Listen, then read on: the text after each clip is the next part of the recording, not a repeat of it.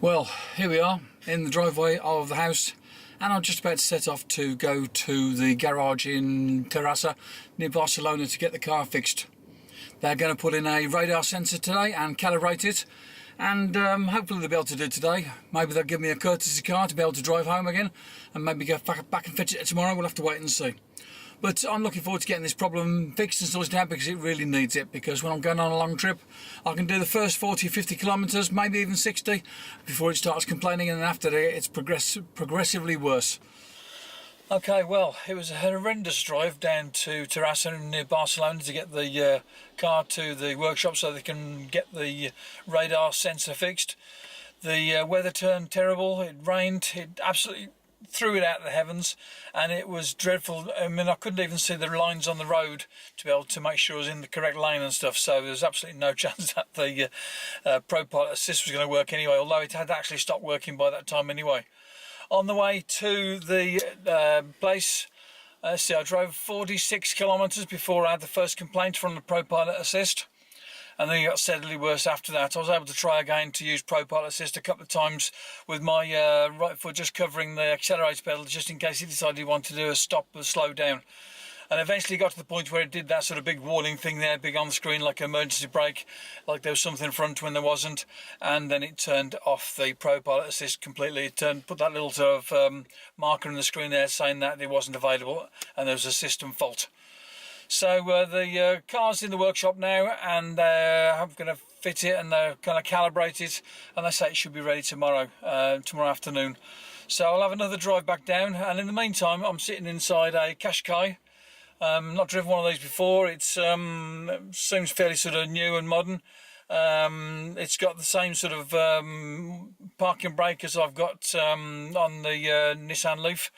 I've got a manual gearbox on there, so I'm going to be okay with that, because I've driven manual before. It would have been nice if I could have got automatic. It would have been even nicer if I could have got an electric car, but that didn't happen. So here I am. I'm just at the stage where I'm going to have to go and put some petrol into the car, because they haven't given it much petrol, and then I'm going to drive back home and chill for the rest of the day. So that's my Monday on my day off, driving down to Barcelona to leave the car in, and then tomorrow I'll have to drive back down again and get my car back again.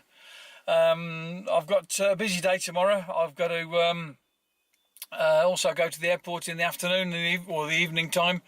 I've got to go and collect a car from the other garage. My wife's car, it's ready to be collected tomorrow. I don't know if I'm going to have time to do all of that, but I'll do my best anyway. They're going to give me a ring anyway to let me know when the car is ready, so I'll be able to work it out then as to whether it's going to be possible or not. So, okay, so Qashqai versus Nissan Leaf. Well, it was a nice car to drive, fairly quiet. I know it was quiet because I didn't have the radio on back home, because I couldn't be bothered to work out how to do the thing with the Bluetooth or whatever else. There doesn't seem to be a thing here where I can connect in a USB cable or lightning cable to be able to put the iPhone on there. And you know what, I couldn't really be bothered, because there's enough to concentrate on with driving home anyway. Because wet weather in Spain, people aren't used to it, they don't slow down, they don't keep the distances from the car in front. It's a bit of a nightmare really. I had a couple of lorries pull out in front of me, so I was glad to be sort of concentrating on my driving and not thinking about what was going on the radio or whatever else, or on my iPhone with podcasts or whatever. It was nice to be able to use this car, which had got the cruise control. It doesn't have the intelligent cruise control, so I was having to change the speed with it using the buttons on the steering wheel, which was okay.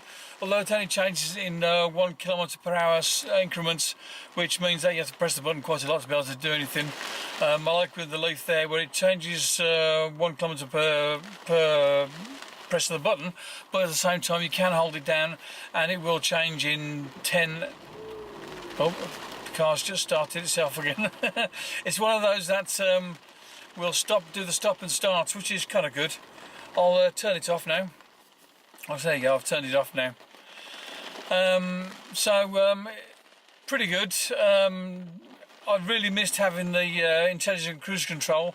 I missed having the ProPilot Assist.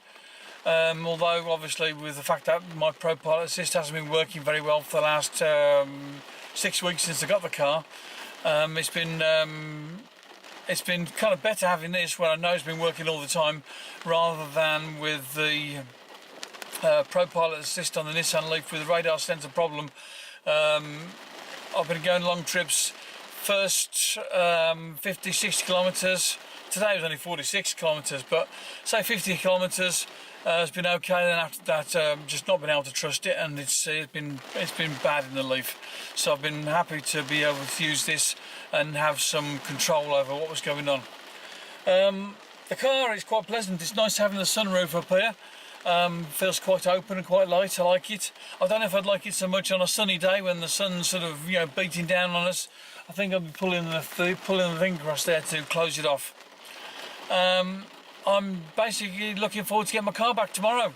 Hopefully I'll get it back tomorrow. I've got a lot of things to do tomorrow. I'm going to have a busy day. Starting early in the morning, 6 o'clock in the morning, so I'll be up at 5.